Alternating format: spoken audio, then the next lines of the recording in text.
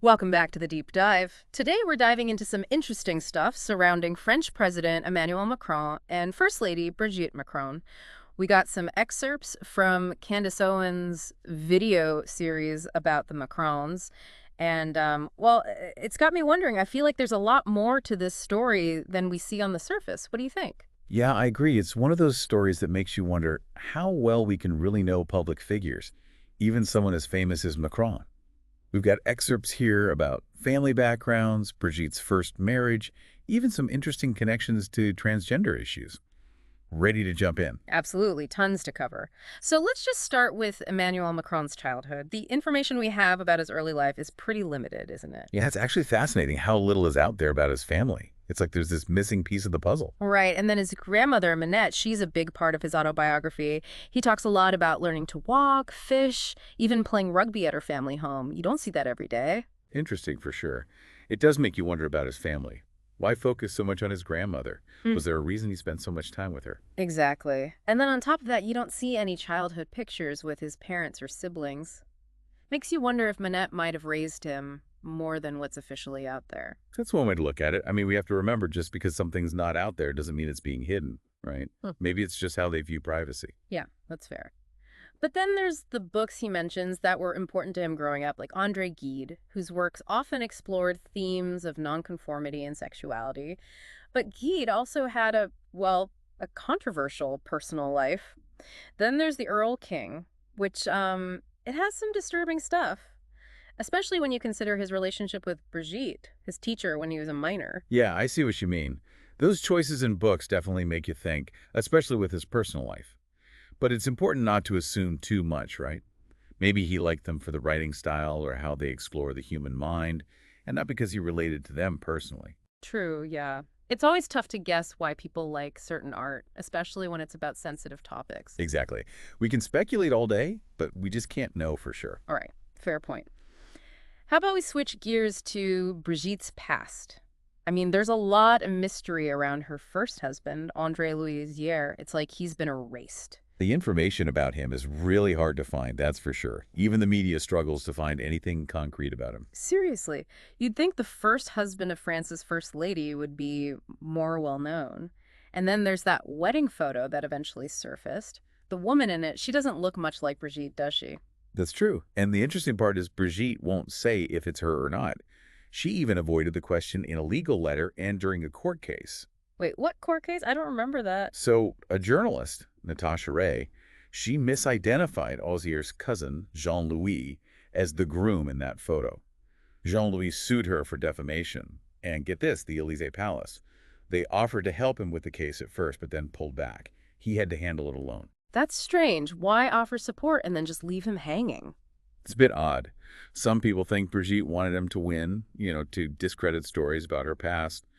But by backing off, they could pretend they weren't involved if he lost. Ah, makes sense. All about controlling the story, keeping their image clean. Could be, yeah. In politics, it's all about how things look, and anything bad from their past, well, people could use it against them. Now, this next part really grabbed my attention. André Louis Ozier's death.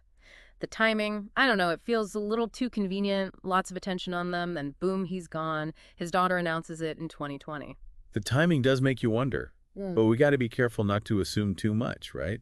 Sometimes things just happen. People die unexpectedly. I hear you. But then you add the weird stuff around his death. Tefane, his daughter, said he was buried, but he was cremated, and the date she gave was wrong. Plus, the photo for his obituary was, well, unusual, let's say. A picture of him in swim trunks. Jean-Louis said they destroyed all the other photos. That feels calculated, doesn't it? Those details are definitely interesting. But again, we shouldn't jump to conclusions. Destroying photos, maybe they just wanted privacy or there were family issues, or maybe it's just, time. Not every mystery is a conspiracy. True, but it's hard to ignore how many different stories there are about his final years. Tefane said he died in 2019. Then a journalist said he was in a psychiatric clinic in 2022 under watch by the Élysées security. Then Tefane denies that. It's confusing. It is. There's no clear information about Ozier, his life or death, and that, of course, makes people speculate. But without more proof, it's hard to say what really happened. Yeah, I get that. Maybe we should move on to something a bit clearer. Sure. What were you think about next? Well, we've talked about Emmanuel and Brigitte's personal lives a lot, but what about his political views? I think his mother, Francoise Noguez, is a good place to start. She was a pediatrician and worked with the Social Security office, and there's some interesting info about her helping the transgender community. You're right. That part of her life hasn't gotten much attention, but it does relate to Emmanuel Macron's views on transgender rights. Right. I mean, it makes you wonder if her work influenced his thinking. What do you think? It's certainly possible. A parent's values and experiences can really shape how their kids see the world. Definitely something to think about as we learn more about his politics. For sure. And speaking of her work with the transgender community, we have some firsthand accounts. Sylvain Tesson, president of the Institute for Intersexuality and Hermaphroditism, he said Noguez helped him transition. And there's also Alexandra, another transgender person, who said Noguez helped people like her get specialized care and not be pushed aside by society. She really praised Noguez's efforts. So you've got Macron's mom actively involved in the transgender community, and then Macron himself becomes a big supporter of transgender rights. It's a connection that's hard to dismiss. It does seem to suggest her work might have shaped his political stance. But remember, things happening together doesn't automatically mean one caused the other. There could be other things that influenced him too. Yeah, of course. I mean, he didn't grow up in a bubble, but it's definitely an interesting piece of the puzzle. It is. Adds another layer to understanding Emmanuel Macron. And that's what makes this deep dive so exciting. There are so many threads to pull on. It's like peeling an onion. With every layer, there's something new. I like that. And speaking of peeling back layers, let's go back to Brigitte and really dig into her past. What do you think? I'm in. Yeah. Still so much to uncover. Awesome. So remember that wedding photo we talked about? The one Brigitte wouldn't talk about? Turns out that was just the beginning. That photo definitely got people talking. Oh, it did. And the fact that Brigitte wouldn't even comment on it just made it more mysterious. Like, what else are they hiding? I get it. It's natural to be curious, especially about powerful people. Exactly. Which reminds me, we should talk about Sylvie Beaumont, that journalist we mentioned before. She really dug into Brigitte's past, especially her first marriage, and it sounds like she hit some walls. Like she couldn't find the information she was looking for. Yeah, it was almost impossible to find anyone who knew Brigitte back then who would actually talk. It's like everyone went silent. That's weird. Almost like they were trying to protect her or control what people were saying about her past. Right. And even when Beaumont did find some info, she noticed things didn't quite add up in the stories Brigitte told about her own life. Inconsistencies? Like what? Well, there's this story about Brigitte's older sister, Mervon, dying in a car crash. Brigitte said she was 8 at the time, but Beaumont found stuff that said she was actually 10. That's a pretty big difference. Mm-hmm. Anything else? There's another story about Brigitte's niece supposedly dying a year after Mervon. Beaumont found out the niece actually died much later, and not how Brigitte described it. So the official story about Brigitte's early life, it's got some holes. Of course, memories can be fuzzy. Maybe she just got things mixed up. True, but these mixed up stories, they're about death. You know, it makes you think maybe there's a reason those details are off. Yeah, I see what you mean. Maybe they're trying to hide something from her past. Now let's get back to her first husband, André-Louis Ozier. Beaumont called him the Élysée Palace's best-kept secret. Think about it. He was married to the woman who became France's first lady for over 20 years, and we barely know anything about him. Yeah, that's strange. You'd think there'd be more records, more info about someone married to such a big figure. Right, it's like he disappeared. And then there's all the stuff about his death. The timing, the wrong facts, but there's more to it. Especially after what Beaumont found. It does seem like there's something more to how he died. Remember Ozier's cousin, Jean-Louis, who sued that journalist for defamation? He said the only photo they could use for the funeral was the one with Ozier in swim trunks because all the others had been destroyed. Oh yeah, and he really believes someone had destroyed those photos on purpose. Exactly. It's suspicious, isn't it? Who would benefit from wiping out André-Louis Ozier completely? Maybe his family just wanted to protect him, especially if he was going through hard times or didn't want to be in public anymore. Maybe, but then there's that journalist saying he died in a psychiatric clinic under watch by the Élysée security. That sounds crazy. That's a big claim for sure. Yeah. But we can't just believe everything we hear. We need proof. Of course, of course. But still, you wonder, right? Did he really die? Did he go into hiding? Was he forced into that clinic? It's all so secretive, it makes people come up with theories. It is frustrating when there's so many unanswered questions. Sometimes with these stories, we never find out the whole truth. You're right. But we have to try to put the pieces together, even if we only have little bits of information.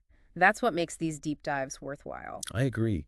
Looking at these stories, the clues, and thinking about different sides, that's how we learn to think critically. All right, we've covered a lot. I'm still trying to wrap my head around it all. It's a lot to take in, that's for sure. But I think we've found some intriguing connections and asked some important questions about the Macrons' past. Definitely. And I think those questions lead to a bigger issue, how people present themselves versus who they really are. That's an important difference, especially now with social media where people can control how they appear. Exactly. The Macrons are a perfect example. They want to be seen as modern, progressive, but what we've learned paints a very different picture.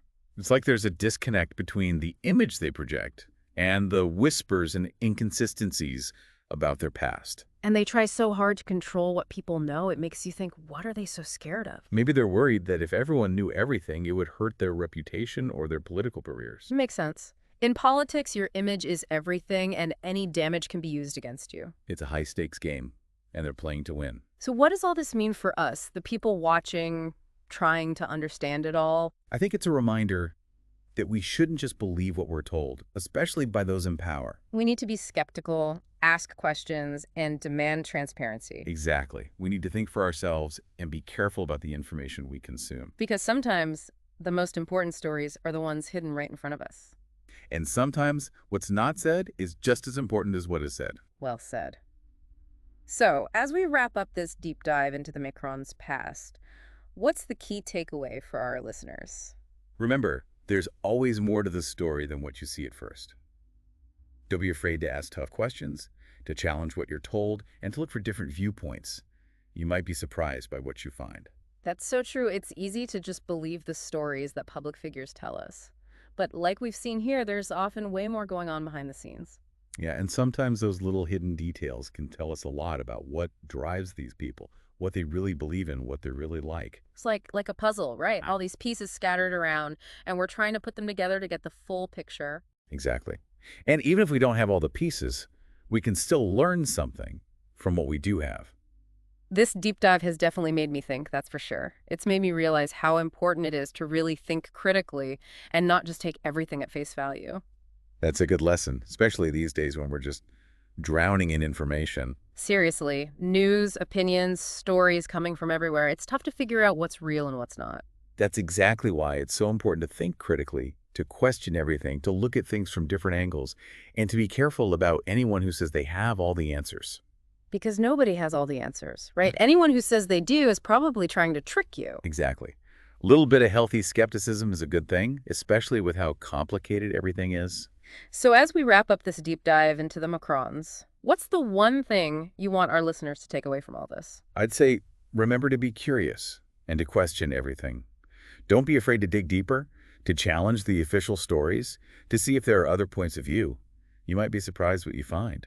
I love that. And that's what we're all about here at the Deep Dive, to get you thinking and exploring the world with open minds. Knowledge is power, but only if you use it to think critically and question what you hear. Couldn't have said it better myself. Thanks for joining us on this journey, everyone. And until next time, keep exploring and keep questioning.